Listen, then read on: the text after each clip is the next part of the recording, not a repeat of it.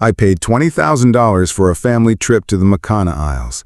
Pictured the kids' sandy faces, the late dinners, the kind of memories that steady you when the house goes quiet. At Coastal City International, I rolled my suitcase toward the Kaimana air counter, feeling ridiculous for being early, when my son, Derek, kept his eyes on the departures board and said, almost casual, "I couldn't get your ticket. Just head home." The words clicked through me like a misfired seatbelt. I remember the rubbery smell of the terminal floor, the AC pushing cold air onto my neck, the bright kiosk screens reflecting off his sunglasses. How do you forget the person who paid for everything? If you've ever gone through something like this, drop a comment. I'm listening. Before we continue, please subscribe to the channel and let us know where you're listening in the comments section. Okay, deep breath. Let me tell you everything. I asked the agent to search Flight 718, Makana City. Voice steady, hands not. No reservation for me. She was kind, the way people are kind to someone's grandfather. Behind me, a toddler dragged a stuffed turtle by the flipper.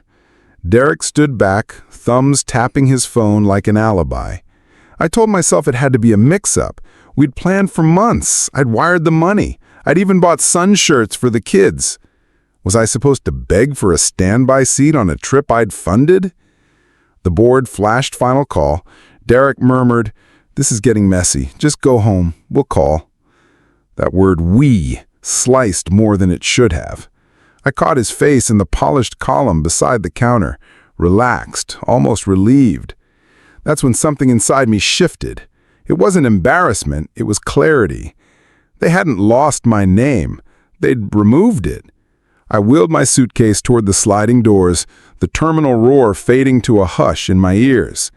The air outside felt warmer, softer, like the world had decided to be gentle exactly when my family didn't. I didn't cry. I didn't shout. I stood under the overhang and watched taxis nose in and out and thought, if they believe I'm the kind of man who will disappear quietly, what would it cost me to prove them wrong? The taxi ride back to Harborview felt like a rinse cycle. Streetlights blurring, my phone face down on the seat because I couldn't stand seeing my own reflection in the black glass. At home, I set the suitcase by the stairs, where Evelyn used to leave notes clipped with a laundry pin. The house hummed like it always did. The fridge motor, the clock in the hallway, the faint tick of the thermostat. Normal sounds, indifferent to humiliation. I changed into my soft cardigan, put on water for coffee, and pulled the Makana trip folder from the second desk drawer. Printouts, bank transfer receipts, a packing checklist with snorkel masks for Leela and Noah underlined twice.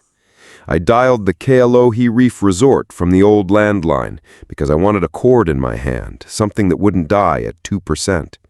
A woman answered, "This is Kailani at reservations," with that smiling, trained warmth. I gave the confirmation number and asked to cancel. She warned me about a late cancellation penalty. $3,350, she said. The percolator gurgled.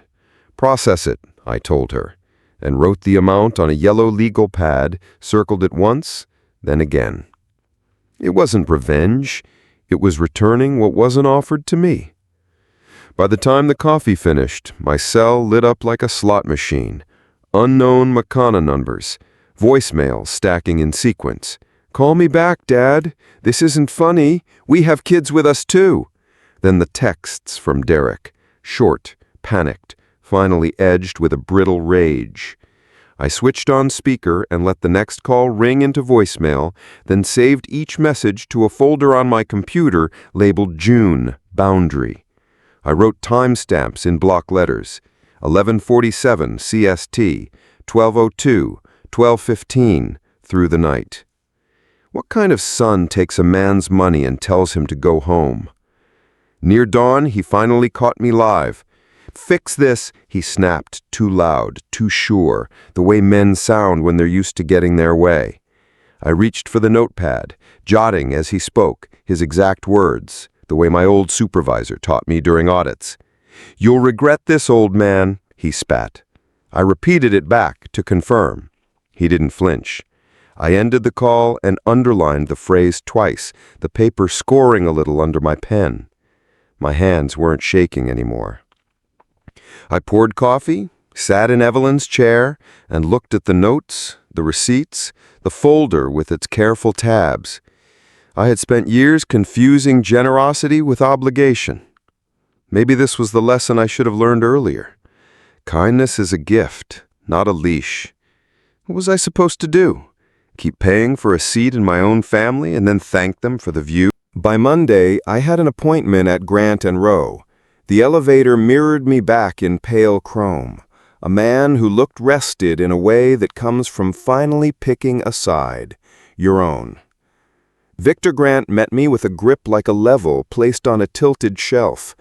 "Let's make this simple, Mr. Hale," he said, guiding me to a conference room that smelled faintly of lemon polish and printer toner. Paige Morris set out water.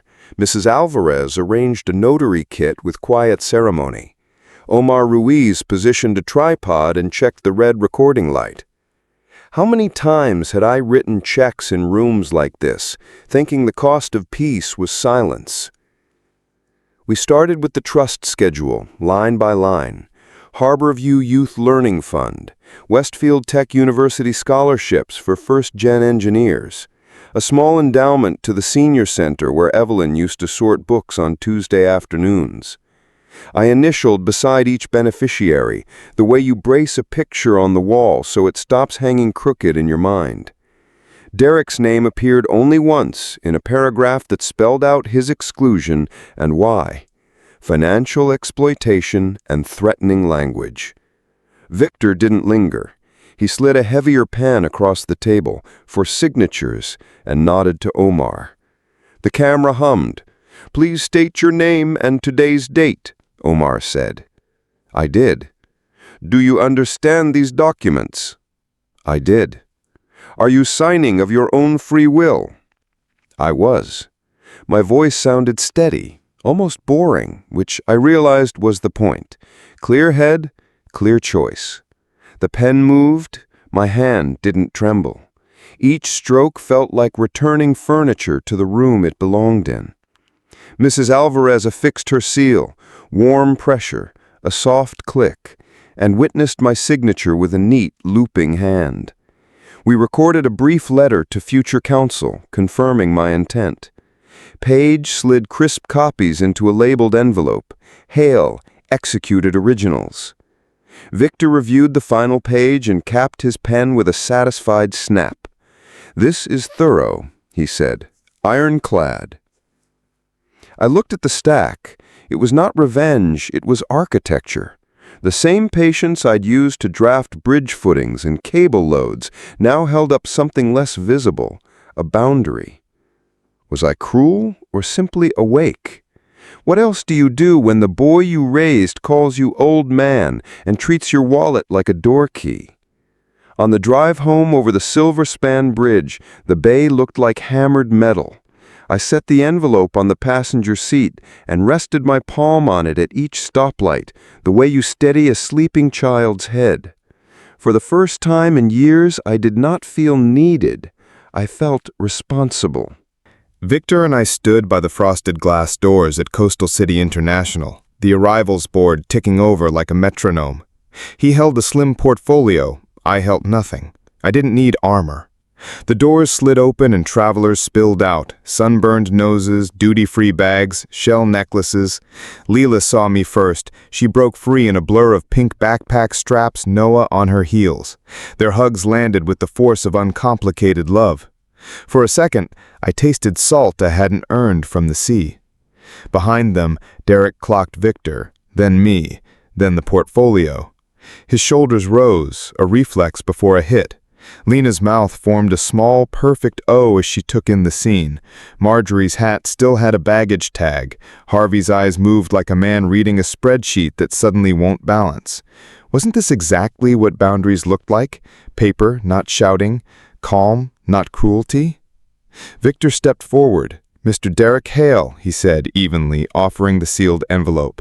The gesture was tidy, almost polite, like returning a borrowed tool. Derek took it with fingers that tried to look steady.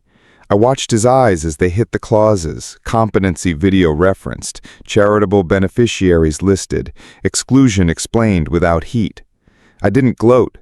I thought about the old landline at home and how it felt to press the cancel button with Kailani waiting on the other end, professional, kind.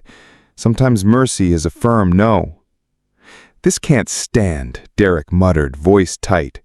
The kids looked up at the sound of their father's anger. I smoothed Noah's hair. "We'll talk somewhere else," I told the children softly, because this was adult work, and they deserved distance from it. Lena's face folded, then steadied. She started shepherding luggage toward the side. Harvey put a hand on Marjorie's elbow. Even here, numbers were doing their quiet, relentless work. I didn't lecture, I didn't list receipts or replay threats. I just met my son's eyes and let him see the part of me he'd miscalculated, the man who would rather stand alone than be bought. Was I supposed to keep paying for the illusion of family, or finally invest in the truth? Victor closed the portfolio. We walked. The sliding doors breathed cool airport air over our shoulders.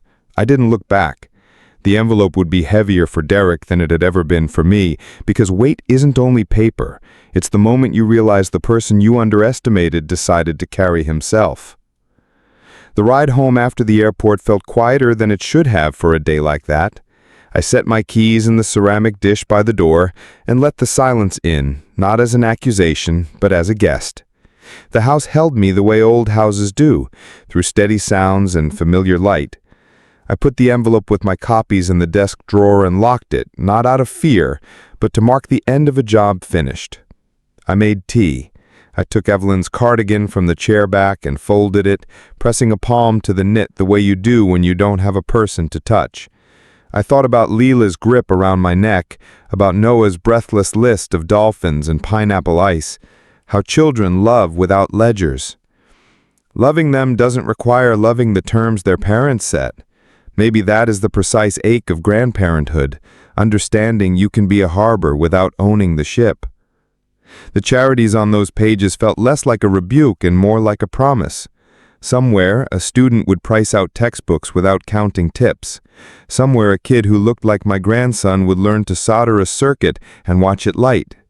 Somewhere, a van would pull up to a senior center with meals and a volunteer who knew every name.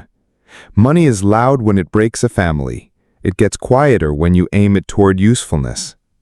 I don't know what comes next. Maybe there will be letters, apologies drafted with a committee mind, or lawyers' stationery that smells like toner and pretense.